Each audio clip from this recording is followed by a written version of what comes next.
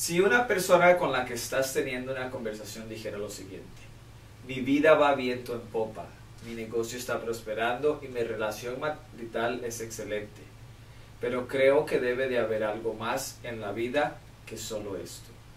Tú le dices: claro que sí, tienes razón, en la vida no somos felices por lo que tenemos, sino más bien por lo que apreciamos. Tu amigo o tu amiga te dice: palabras sabias. Tú respondes: el problema con nosotros los seres humanos no es que no tengamos nada por lo que estar agradecidos, sino más bien nos sentimos que no tenemos a nadie a quien estarle agradecidos. Ahora, esto inicia a más conversación y en el transcurso de esta, tu amigo dice que le preocupa traer hijos a este mundo, pues el mundo está lleno de maldad y violencia. Naturalmente tú le respondes: es bastante cierto que el mundo está lleno de maldad y violencia, pero ¿has notado que pocas veces nos ponemos a pensar de la maldad y la violencia que reside dentro de nuestros corazones? Tu amigo dice: si existiera una manera de triunfar sobre la maldad que hay en nuestros corazones, esto sería grandioso. Tú respondes: es curioso que dentro de nosotros mismos tengamos esta sensación de batalla, ese forcejeo entre el bien y el mal. Arduamente tratamos de ser mejores personas, pero pareciera que hay algo dentro de nosotros, un poder o una fuerza que nos lo impide. Tu amigo dice: sí, yo sé exactamente de lo que me hablas. Yo trato diariamente de ser mejor, pero se me hace bastante difícil. No puedo. A veces siento como si necesitara alguien que me rescate. Tú le dices: lo que tú me estás queriendo decir es que a veces sientes como si necesitarías un salvador. La persona dice: exacto. Tú le respondes que tú crees que la salvación es posible desde el punto de vista judeo-cristiano, que esto se consigue por medio de la persona de Jesucristo, que sí es posible romper las cadenas que nos atan al pecado, que es posible ganar esa batalla y poder vencer sobre el poder del pecado, pero la decisión últimamente la debemos de tomar nosotros. Ustedes se dicen adiós y cada uno se va para sus respectivos hogares. Ahora, cuando esta persona llega a la casa, a su casa, ¿no?, y conversa con su pareja sobre esta conversación que acaba de tener contigo, esta persona comienza a decirle a su pareja: hey, en la vida no somos felices por lo que tenemos, sino más bien por lo que apreciamos. El problema con nosotros los seres humanos no es que no tengamos nada de qué estar agradecidos, sino más bien que nos sentimos que no tenemos a nadie a quien estarle agradecido. Existe mucha maldad en el mundo, pero pocas veces nos ponemos a pensar que la maldad y la violencia que reside dentro de nuestros corazones, la Biblia le llama pecado y sabes, y es como un poder sobre nuestras vidas del cual debemos de ser rescatados. Necesitamos un Salvador y su nombre es Jesús. Ahora la pareja de esta persona, su esposo o su esposa, lo detiene y le dice: oye, me estás dando un sermón, ¿sabes? Estás predicando. Esta persona se incomoda y deja de recibir el mensaje. Si analizamos con cautela estos dos casos, claramente vemos que el último ciertamente fue dado de modo de sermón. Ahora veamos la diferencia entre estas dos conversaciones. El amigo tuyo estaba haciendo una pregunta cuando él dijo: ¿no crees que debe haber algo más en la vida que solo esto? Él no está haciendo una afirmación ahí, sino más bien haciendo una pregunta, y es esta: ¿hay algo más en la vida que solo esto? Si pensamos un poco, nos damos cuenta que esto es exactamente lo que la Biblia quiere decir cuando dice en Primera de Pedro capítulo 3: estén siempre preparados para responder a todo el que les pida una razón de la esperanza que hay en ustedes, pero háganlo con gentileza, respeto, manteniendo la conciencia limpia, para que los que hablan más de la buena conducta de ustedes en Cristo se avergüencen de sus calumnias. Este es el verso usualmente citado por aquellos que están involucrados en asuntos de la apologética. Es en esta parte que dicen: estén siempre preparados para responder a todo lo que les pida razón de la esperanza que hay en ustedes. Aquí la palabra utilizada para responder o dar una respuesta es la palabra griega apología, de donde sacamos nuestra palabra apologética. Y una apología es literalmente dar una respuesta razonable. En realidad, este es un término legal el cual da a entender cómo nosotros explicamos nuestra fe a otra persona, y esta idea o concepto al que nosotros le llamamos apologética conversacional es estar en la posición de poder explicar lo que creemos y por qué lo creemos a otras personas, las cuales pueden ser incrédulas, escépticas o no tener ninguna creencia en particular. Esto es exactamente lo que vamos a estar haciendo en esta lección. Vamos a ver cómo abordar estos temas y cómo respondemos a estas preguntas. Veamos en la primera epístola de Pedro, en el capítulo 3, que esta carta fue escrita para una iglesia la cual vivía en tiempos extremadamente difíciles. De hecho, cuando esta carta fue escrita, el mandato de siempre estar preparados para responder a todo el que les pida razón de la esperanza que hay en ustedes, ponía a estos cristianos en peligro no solo de perder su libertad, sino también sus vidas al intentar responder estas preguntas. Así, aquí se les dice que aunque ustedes saben que pueden correr peligro o ser amenazados, busquen una manera gentil y respetuosa de hablar sin temor sobre esa esperanza que llevan dentro. En otras palabras, no importan tus circunstancias, no hay excusa para no llevar a cabo este mandato. Si leemos esta epístola cuidadosamente, veremos que los primeros capítulos son bastante prácticos, diciéndoles a esos cristianos cómo deben de vivir. O sea, la idea principal de esta carta es que debemos vivir vidas santas. Si vemos en primera de Pedro 3:9, dice así: no devuelvan mal por mal, ni insulto por insulto, más bien bendigan. Y lo que nos dice esto aquí es que debemos asegurarnos de vivir vidas diferentes al resto del mundo. Jesucristo cambia vidas y debemos de asegurarnos que esta vida nueva, que este cambio de vida sea evidente y que esto provoque en los demás que les hagan preguntas, que nos hagan preguntas. Muchas veces entre nosotros mismos los cristianos nos hacemos la pregunta: ¿por qué a mí no me hacen preguntas? ¿Por qué a mí nadie me hace preguntas? La respuesta a esta pregunta es bastante incómoda. ¿Cómo es tu vida? ¿Qué es lo que refleja? ¿Qué es lo que los demás ven en ti? Si andamos compartiendo el mensaje de Jesús y les decimos que Jesús cambia vidas radicalmente a las demás personas para que sus vidas sean transformadas y reflejen algo diferente, entonces no nos debe sorprender que los demás esperen un cambio radical en nuestras vidas. Entonces, ¿están nuestras vidas provocando e inspirando a los demás lo suficiente para que nos hagan preguntas? No solo fue este difícil mandato de responder dado a todos aquellos que forman parte del cuerpo de Cristo, lo que llamamos la iglesia, sino que también debe ser llevado a cabo en el contexto de la santidad, lo que debe incitar a las personas a preguntar ¿por qué? ¿Por qué vives de esta manera? ¿Por qué te comportas así? ¿Por qué no le respondes con ira a tal y tal persona que se enojó contigo y que te hizo algo que merece venganza, etcétera, etcétera?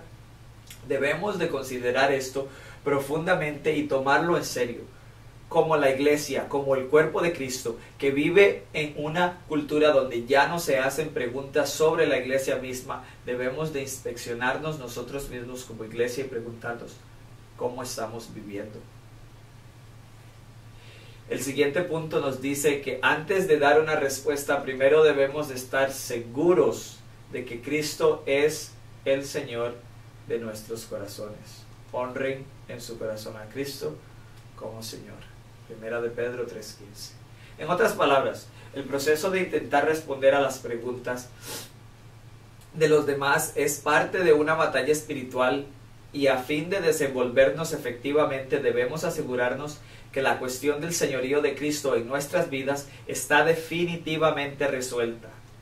Y por supuesto, esto significa, por consiguiente, que si el lugar de inicio es honren en su corazón a Cristo como Señor, y estén siempre preparados para responder, este es un mandato que se le es dado a toda la iglesia, no solo a un grupo de especialistas o a un grupo de gente que está fascinada por la teología filosófica o el teísmo filosófico.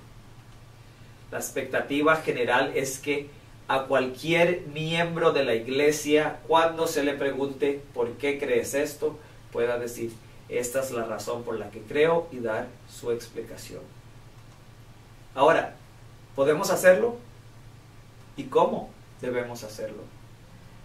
Analicemos cuidadosamente frase por frase para ver lo que está contextualizado en estos versos en cuanto a dar una apología. ¿Qué quiere decir estar equipado o ser un apologista conversacional? Bueno, primero leemos que debemos de honrar a Cristo como Señor de nuestras vidas. Debemos asegurarnos que esto sea completamente verdadero. Y segundo, siempre estén preparados aquí. Esta palabra griega que se traduce siempre estén preparados conlleva la idea de mantenernos en forma. Todos sabemos que mantenernos en forma es sumamente difícil, pues hay que trabajar arduamente en el gimnasio, hay que hacer deporte constantemente para poder lograrlo. Esto no es todo. Lo más desafiante es que cuando llegamos a estar en forma, para mantenernos en forma, debemos de continuar trabajando para mantener la condición física, entrenando constantemente, porque si no perdemos nuestra condición física. Así que esta palabra griega que se traduce siempre, estén preparados, nos está dando una pista, o mejor dicho, nos indica que esto es algo que se requiere esfuerzo continuo y trabajo duro. La pregunta clave es: ¿en realidad nos importa lo suficiente el mundo en el que vivimos, lo que pensamos y lo que creemos, para esforzarnos lo suficiente para hacer esto, para siempre estar listos? Segundo, siempre estar listos para dar una respuesta. Esto viene de la palabra griega apología, de donde viene la palabra apologética, y quiere decir tener la capacidad de articular y dar una respuesta razonable. Pero este término no solo quiere decir que siempre debemos estar listos para dar una respuesta a las preguntas que nos hacen, sino también conlleva la idea de estar capacitados y poder hacer preguntas con respecto a las respuestas de otras personas, e incluso responder preguntas con otra pregunta. Esto es lo que vemos que sucede frecuentemente en la vida de Jesucristo. Vemos cómo Jesús se maneja y se desenvuelve en las muchas conversaciones que encontramos en el Nuevo Testamento. Al estudiar estas interacciones, lo que observamos es que la apologética no es solo dar respuesta a las preguntas que alguien tenga, sino también cuestionar las respuestas de los demás, e incluso cuestionar la pregunta misma que se nos ha hecho. Veamos por qué hacer preguntas es tan importante. Uno de los problemas más comunes de la iglesia es que se nos dan respuestas genéricas, y estas son las que utilizamos para responder. Pero como dijo Francis Schaeffer, ni siquiera sabemos cuáles son las preguntas. Por esta razón observamos que las respuestas que damos no son o no parecen comunicar el mensaje necesario. Por eso hacer preguntas es esencial para poder entender la cultura en la cual vivimos y llegar al fondo de las preguntas de los que vivimos en ella. Entonces, ¿qué es lo que hace una pregunta? Lo primero que hace una pregunta es que obliga a las personas a que expongan sus presuposiciones generales. Hay ciertas suposiciones que la gente hace que son verdaderas para todas las personas en cualquier era y en casi cualquier cultura. Por ejemplo, imagínense que está dentro está en el centro del pueblo donde viven y comienza a preguntarle a gente al azar lo siguiente: si existiera realmente el cielo, ¿cómo llegaríamos a él? Observemos que la pregunta está planteada de manera que hasta un ateo tiene la opción de responder. Dado el caso que existiera tal lugar, ¿cómo se llegaría a él? ¿Cuál crees que sería la respuesta que la mayor cantidad de personas te daría? ¿Cómo responderían? La mayoría simplemente diría: ser bueno, ser buena persona. Si eres bueno y te esfuerzas, entonces puedes ir al cielo, etcétera, etcétera. Esto es sumamente interesante porque a Jesús le hicieron la misma pregunta. Esto lo encontramos en el Evangelio según San Lucas, capítulo 18, versículo 18, y dice: cierta vez un líder religioso le hizo a Jesús la siguiente pregunta: Maestro bueno, ¿qué debería hacer para heredar la vida eterna? Jesús lo vuelve a ver y le pregunta: ¿por qué me llamas bueno? Excelente pregunta, ¿no lo creen? ¿Qué quiere decir cuando llamamos a alguien bueno? ¿Qué significa ser bueno? ¿Qué es lo que hace a una persona buena? Su respuesta, sin esperar algo menos, es fascinante. Esta respuesta es algo que todos deberíamos tomar con suma seriedad y es esta: todo aquel que sea bueno irá al cielo. No hay duda de ello. La pregunta entonces: ¿quién es bueno? Después de hacer su pregunta, Jesús responde: nadie es bueno, solo Dios. Analicémoslo. Si la persona debe ser buena para ir al cielo y solo Dios es bueno, entonces la respuesta a la pregunta es nadie. Nadie va a ir al cielo aparte de Dios únicamente. En otras palabras, nadie satisface los requerimientos básicos para ir al cielo. Obviamente a muchos de nosotros se nos hace difícil aceptar esta idea porque nos gusta pensar que esencialmente somos buenos. Nuestra naturaleza pecaminosa es empíricamente verificada cuando estamos en una relación íntima y personal con otra persona. Inmediatamente nuestros defectos, fallas e imperfecciones saltan a la luz. El mismo Jesucristo, al frente de sus amigos más cercanos, críticos y enemigos más peligrosos, preguntó: ¿quién de ustedes puede probar que soy culpable de pecado? Después de haber preguntado esto, lo que reinó fue silencio, pues nadie lo pudo condenar. En él no había falla o culpa. Ahora, si hubiera sido yo el que pregunta ante mis amigos más cercanos, críticos y enemigos más peligrosos: ¿quién de ustedes me puede probar que soy culpable de pecado? En mi caso, el silencio no hubiera sido la respuesta por razones obvias. Pero al hacer esta pregunta, Jesucristo hace que nos preguntemos a nosotros mismos la misma pregunta y nos pone a pensar que en realidad tal vez no seamos tan buenos como creamos. Y esto entonces nos hace plantearnos una pregunta extremadamente importante, que está ligada con el por qué debemos hacer preguntas como esta. Porque si un cristiano está al frente de una audiencia y dice: yo sé que iré al cielo, esta afirmación suena súper arrogante. ¿Qué te hace pensar que estás en lo correcto? En cómo piensas, en cómo actúas, cómo puedes afirmar que eres moralmente perfecto. Y de hecho la respuesta correcta es no.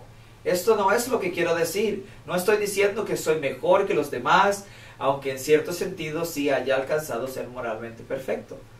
Lo que en realidad queremos decir, de lo que aquí estamos hablando, es sobre el perdón. Que Dios es capaz de perdonar, así que no es una pregunta sobre ser bueno o ser perfecto, sino más bien es una pregunta del hecho de que podemos ser perdonados.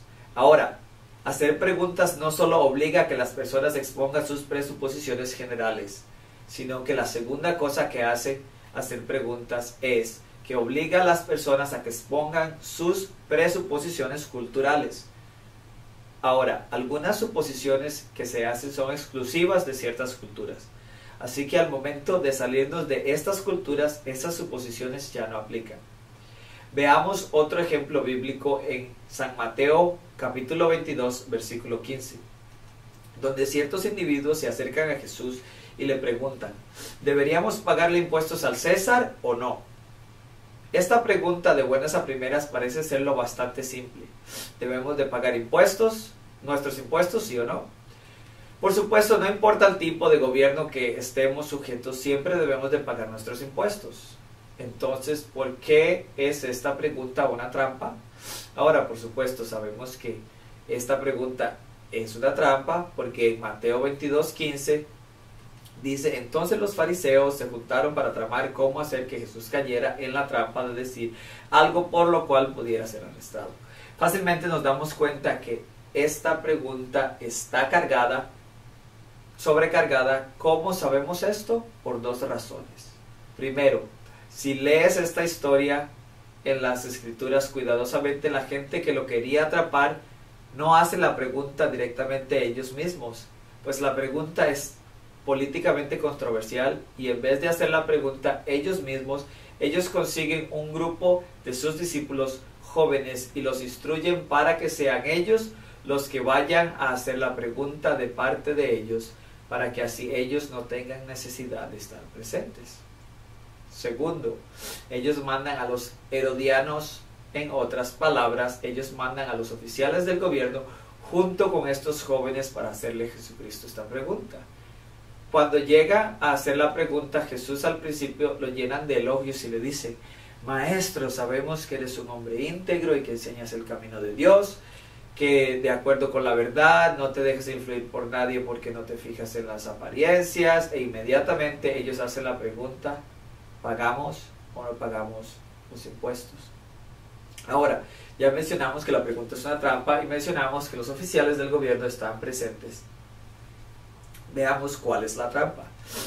Los mismos que le están haciendo la pregunta son parte del pueblo escogido de Dios, los judíos. Pero estos judíos están siendo oprimidos por el ejército romano. Así que si pagan los impuestos, quiere decir que están financiando la opresión del pueblo escogido de Dios, lo cual evidentemente estaría mal. Pero si no pagas tus impuestos, bueno, podrías ser encarcelado o ejecutado. Si no pagas, te matan. Aquí es donde comenzamos a ver esta cualidad excepcional, este atractivo. Jesús ha sido completamente inflexible en cuanto a su mensaje. Si Él les dice no se comprometan moralmente, no paguen sus impuestos, Jesús sería arrestado y así se deshacen de Él. Problema resuelto. Por el otro lado, si Jesús dice deben de pagar sus impuestos, dirían: tú también estás dispuesto a comprometerte moralmente para salvar tu pellejo.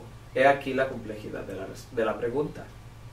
Ahora, lo que Jesús hace a consecuencia de esto es hablar sobre la presuposición, es hablar sobre esta presuposición para aclarar las cosas.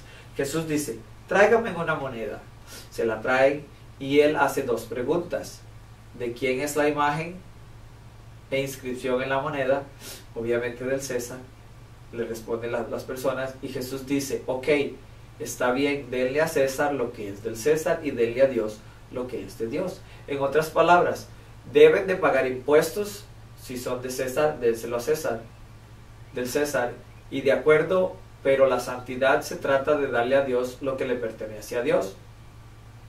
Aquí vemos cómo Jesús, a este punto de la conversación, expone una presuposición cultural, pero también Él ha expuesto la lógica defectuosa y falaz de la pregunta. Esta es la tercera cosa por la cual es tan importante hacer preguntas. Nos ayuda a exponer lógica falaz y defectuosa. Esto es lo que sucede con la pregunta planteada por los judíos. Existe un error lógico o una falacia lógica donde se utilizan dos problemas completamente diferentes y estos dos son fusionados o asociados el uno al otro, usualmente llamada la falacia de la pregunta compleja. Por ejemplo, si yo te pregunto: ¿ya dejaste de golpear a tu esposa? Ya sea que me des un sí o un no, la respuesta parecería implicar que sí has golpeado a tu esposa en el pasado. No hay manera de escaparte aunque no lo hayas hecho en realidad, porque esta es una pregunta compleja, porque debería de dividirse en dos preguntas. Primero, ¿golpeaste a tu esposa alguna vez? Y segundo, si es así, ¿ya dejaste de hacerlo? Con este ejemplo claramente vemos que la manera en la que la pregunta es planteada no deja a la persona a la cual le toca responder con una opción justa, sino que las intenciones de la pregunta son de atrapar y comprometer al que responde. Por eso es que Jesús hace la pregunta, y al hacerlo Jesús expone la lógica falaz y separa las dos partes o dos problemas que han sido fusionados o asociados el uno al otro. Esto es algo que pasa frecuentemente hoy en día en nuestra cultura. Esto nos lleva a la siguiente razón por la cual es tan importante hacer preguntas. Nos ayuda a clarificar el problema. Pongan atención a lo que les voy a decir a continuación. Responder correctamente a la pregunta equivocada siempre es un error. Una vez más, responder correctamente a la pregunta equivocada siempre es un error. El próximo ejemplo nos puede aclarar esto fácilmente. Imagínense por un momento que están hablando con un amigo mientras disfrutan un almuerzo en un restaurante y él te dice: amigo, yo sé que eres uno de esos cristianos medio locos. Y tú dices: bueno, hey, sí lo soy. Las demás personas en las mesas adyacentes se quedan calladas por un instante y después de haber escuchado tu respuesta. Ahora, tu amigo te pregunta: ¿crees tú que el abortar está bien o está mal? Inmediatamente, todas las personas en ese restaurante vuelven sus cabezas hacia donde tú estás y atentamente esperan tu respuesta. El cristiano promedio simplemente diría: pues sí, abortar está mal. Pero analicemos profundamente cuál es la pregunta. En los ojos del mundo secular, esta pregunta tiene que ver con tus preferencias y tus decisiones personales. ¿Cuáles son aquellas libertades que tenemos y si tenemos la libertad de tomar estas decisiones? Así que si dices que abortar está mal, lo que la gente escucha o entiende de tu respuesta es que tú estás tratando de quitarle el poder a las personas de tomar sus propias decisiones. Ahora, en este punto, en la conversación, imagínate que puedes ir donde cada una de las personas en este restaurante, darles un papel y una hoja de papel en blanco y decirles a estas personas que escriban exactamente lo que piensan de ti. ¿Qué palabras crees que usarían para describirte? Obviamente nada halagador. Ahora, imagínate que tu respuesta sea: abortar está mal, pero no soy yo quien piensa así, sino más bien Dios. Una vez más, imagínate que puedes ir donde cada una de estas personas en el restaurante con otra hoja de papel y les dices que escriban las palabras que utilizarían para describir a Dios. Evidentemente su respuesta sería: bueno, la cuestión aquí tiene que ver con las decisiones personales y Él nos quiere quitar, o sea, Dios, el derecho de tomar estas decisiones. Dios es un dictador, es un tirano, es un opresor, pero no hay ni un solo lugar en la Biblia donde Dios es descrito de esta manera.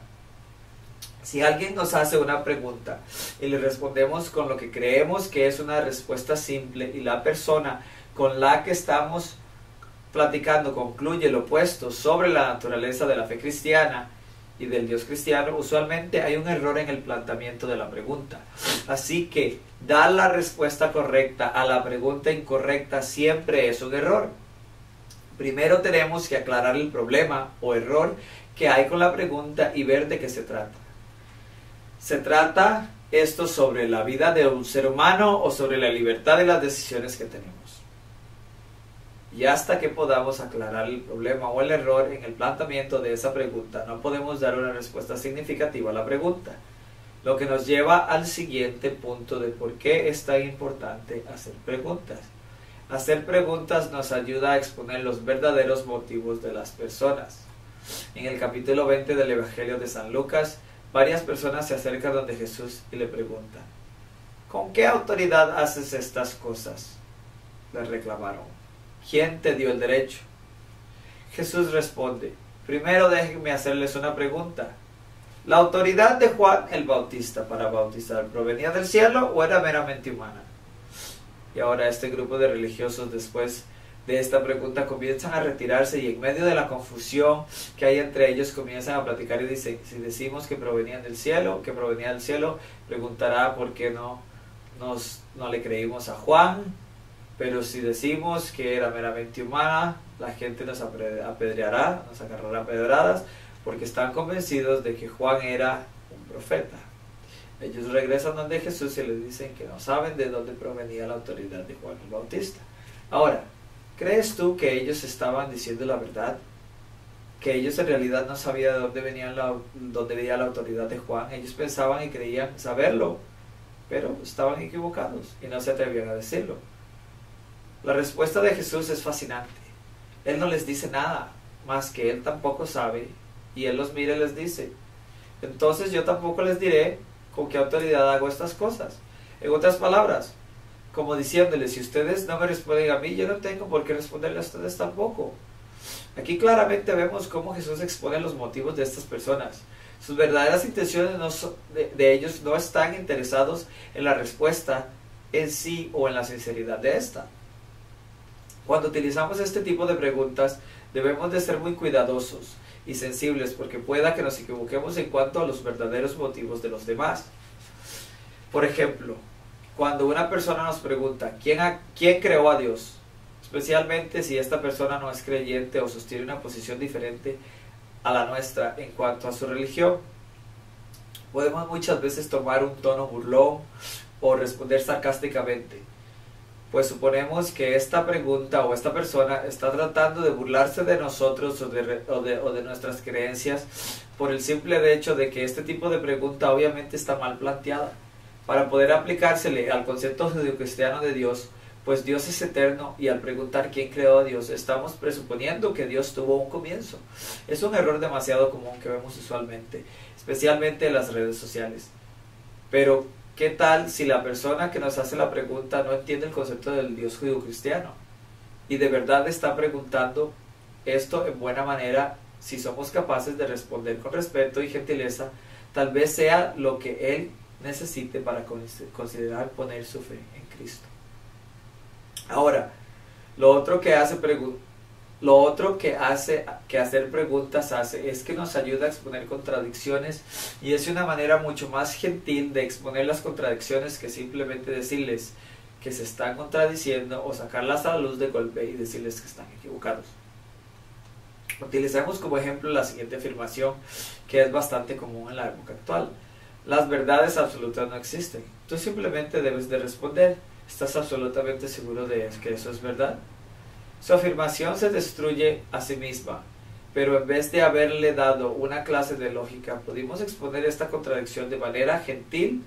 Una pregunta hecha de manera correcta y con un tono amistoso puede ayudarle mucho a una persona a ver dónde está fallando su lógica.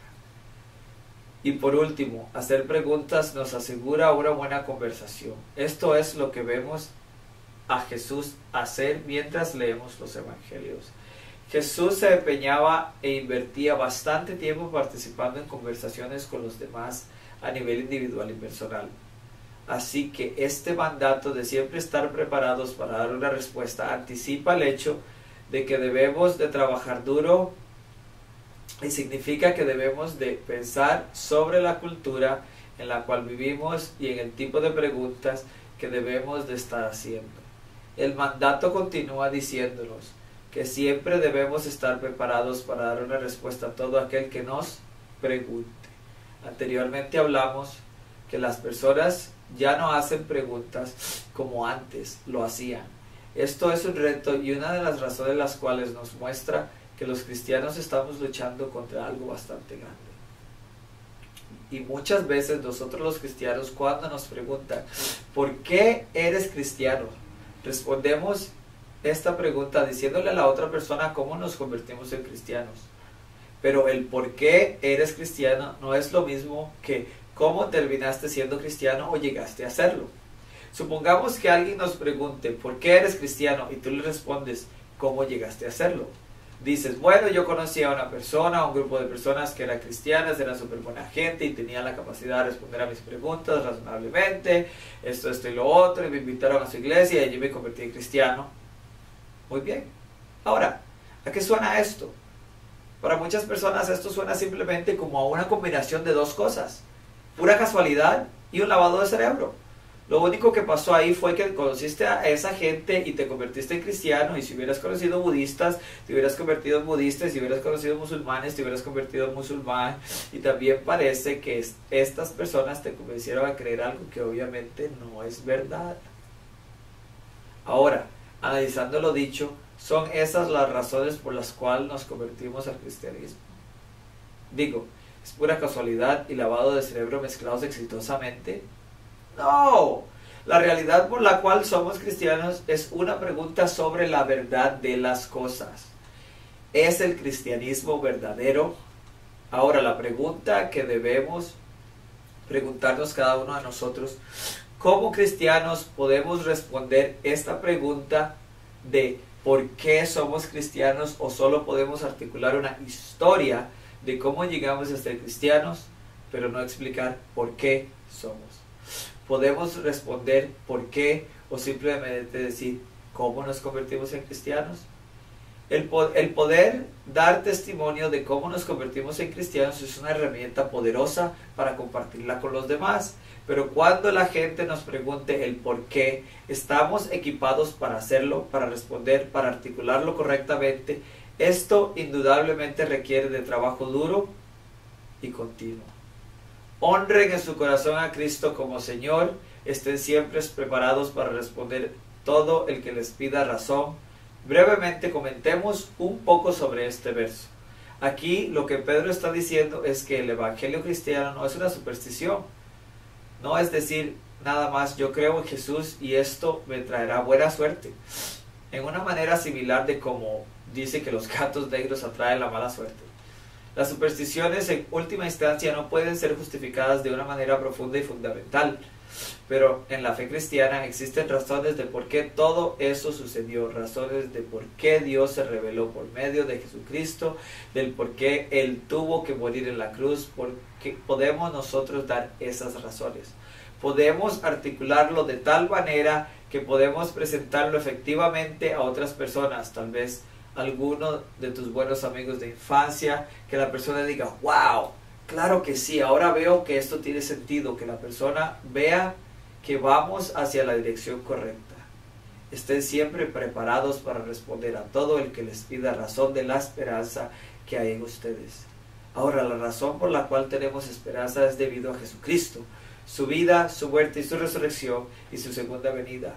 Por eso es que tenemos esperanza, que existe la esperanza. Por eso debemos de asegurarnos que toda nuestra apologética fluya fuera de y hacia la cruz de Cristo. Porque esto ha de hacer una diferencia en el mundo. Porque su muerte hace 2000 años tiene algo que ver conmigo hoy. Eso no es una pregunta irracional. ¿Y por qué esto nos da esperanza? ¿Cuáles son las bases de la esperanza que nos da? Tomemos una pequeña nota aquí. Afirmamos que tenemos esperanza y que nos da esperanza porque podemos responder a todas las preguntas que se nos hacen. Bueno, eso sería una persona sumamente valiente el que diga que es así, pues no creo que la mayoría de cristianos dirían que hay cosas que se les dificulta entender. Así que no es que tenemos esperanza porque lo entendemos todo. La pregunta es ¿por qué y cómo está conectada esa pregunta con la persona de Jesucristo y con su cruz? ¿Podemos dar las respuestas de nuestra esperanza? Y finalmente, tenemos que hacerlo con gentileza, respeto, manteniendo una conciencia limpia. Podemos tratar a la persona que no está de acuerdo con nosotros con gentileza y respeto y conducirnos de tal manera que si ellos fueran a calumniarnos y decir que somos arrogantes, groseros y dogmáticos, que entonces ellos se sientan avergonzados de decirlo. No que ellos se van a sentir avergonzados, pero deberían de hacerlo. Y siempre recordándonos que debemos de hacer esto con la conciencia limpia.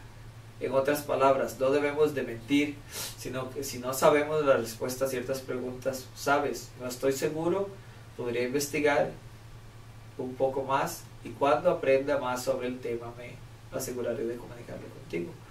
Déjame pensarlo y reflexionar sobre esa pregunta antes de responderte. Y todo esto que hacemos es porque queremos ver la vida de otras personas transformarse de una manera increíble. ¿Somos capaces de dar una respuesta a la pregunta ¿por qué? ¿Hemos honrado a Cristo en nuestros corazones? ¿Y somos capaces de dar una respuesta a aquellos que nos preguntan sobre la razón de nuestra esperanza? Y cuando lo hacemos, lo estamos haciendo con gentileza, respeto y manteniendo una conciencia limpia. De esto se trata la apologética, y lo que intentamos hacer con este curso es prepararte para la buena batalla. Esperamos equiparte para que lo que hagas, lo hagas de la manera correcta.